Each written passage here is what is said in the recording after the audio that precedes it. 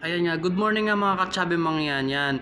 Galing ako sa bahay, tumigil muna ako dito sa shortcut na dadaanan ko kasi alam ko walang traffic dito eh. Yan, nagguantes muna ako dito kasi hindi ko muna sinuot yung guantes ko kasi nga nagbibideo ako, hindi ko mapipindot yung cellphone ko. Ito na nga, nagre-ready na nga ako. Ayan, paalis na nga si Chubby Mangyan.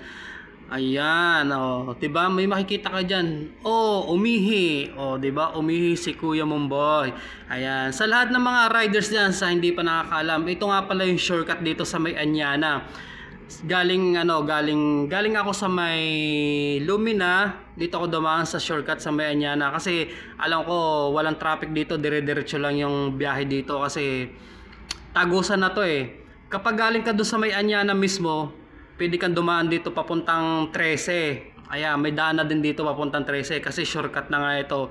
Sa lahat ng riders dyan, hindi na tayo matatraffic. Ayan.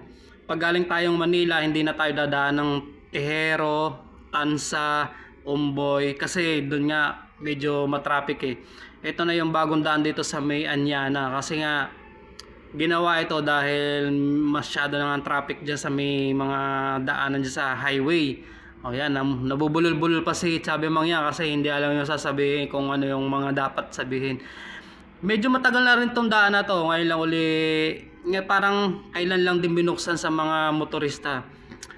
Lagi din ako dumadaan dito pag galing akong Manila kasi nga naman dito traffic, diretso yung pagdadrive mo.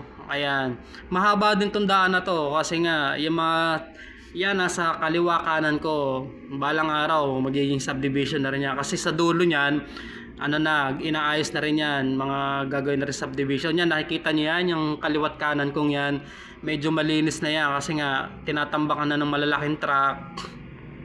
Ayan, 'di ba? Parang ang bilis ng takbo ko dito. Ano lang naman yan, mga nasa 60 lang naman yung takbo ko diyan kasi nga hindi naman ako nagmamadali. Pero binilisan ko na rin ng konti. Ayan, malalampasan ko na yung kulay white na yan. Oh, perfect. 'Di ba? Ang bilis. Kasi nga na mabagal lang yung takbo ng band na 'yon. Ayan oh, yan yung mga malalaking truck na tinatambakan na yung mga daan na yan. Mga ilang taon pa siguro, puro subdivision na diyan. Dito sa may Anyana na to.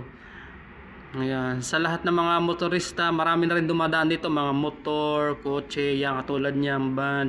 O may nakaharang pa ng malaking truck.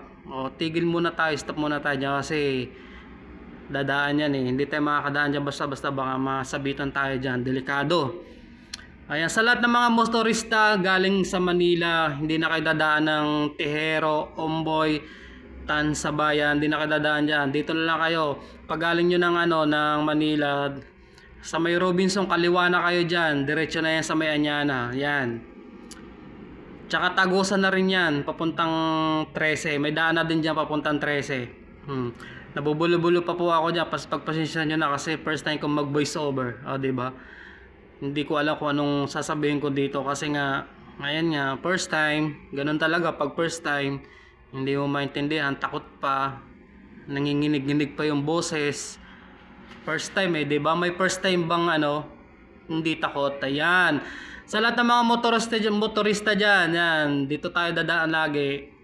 Ang labas mo diyan pag galing ka naman doon sa sa may bus tayo, bahala na ka diyan, umintindi, bahala kayo diyan. Basta ang alam ko lang, hindi dito traffic. From Robinson Gentry, kaliwa kayo diyan, 'di ba? May kaliwaan diyan sa may sabungan diyan, sa may ano man pangalan ng sabungan dyan. Basta dire-diretso lang yan. Ang labas nyo dito, punta 1. Kung papunta naman kayo ng 13, dire-diretso lang din kasi may tagusan na lang din yan. Tagusan. Ewan ko lang, hindi ko pa masyadong sure kung gawa na yung daan dun sa may Nahara papuntang 13. Kasi dumaan ako doon, parang inaayos-ayos pa eh. Ito, Anyana na to eh. Kaya pag diniretso mo to, labas mo nito sa may Robinson na. Tsaka yung sabungan. Ano ang pangalan ng sabungan doon? Hindi ko nakalimutan ko kasi yung pangalan ng sabungan doon eh. Basta laging doon, maraming nagsasabong, dami laging sasakyan doon. Ayan mabilis din yung biyahe ko, tingnan nyo, wala akong nakikita ang traffic. Kasi nga dire-diretso pa lang, bago pa lang yan. Pero pag nagkarami na ng bahay dyan, ewan ko na lang. Siguro traffic na rin dyan ang mangyayari dyan. Konti pa lang kasi yung mga nakatira dyan, konti pa lang yung nakatayong bahay, kaya hindi pa masyadong traffic. Yan. O, di ba? Ang bilis ng biyahe natin. Ano pa lang ako niyan, galing akong bahay niyan. Papunta ako ng Manila. Yan, o, di ba? Perfect. Hindi pa masyadong mainit niyan. Kaya kailangan natin magmadali para hindi tayo abutin ng masyadong init sa daan. O, malapit na ako sa Robinson General Trias. Yan. Di ba? O, tatawid tayo dyan. Dire-diretso lang tayo. Hindi tayo kakanan, hindi tayo kakaliwa. Yan, dahan-dahan lang tayo kasi may tumatawid. Baka masagasaan tayo. Delikado na, mahirap na. Mahal pa naman magpa-hospital ngayon. Di ba? Okay, dire-diretso lang. Oh, walang hihinto. Oh, pwede naman huminto kapag traffic. Yan, may tulay.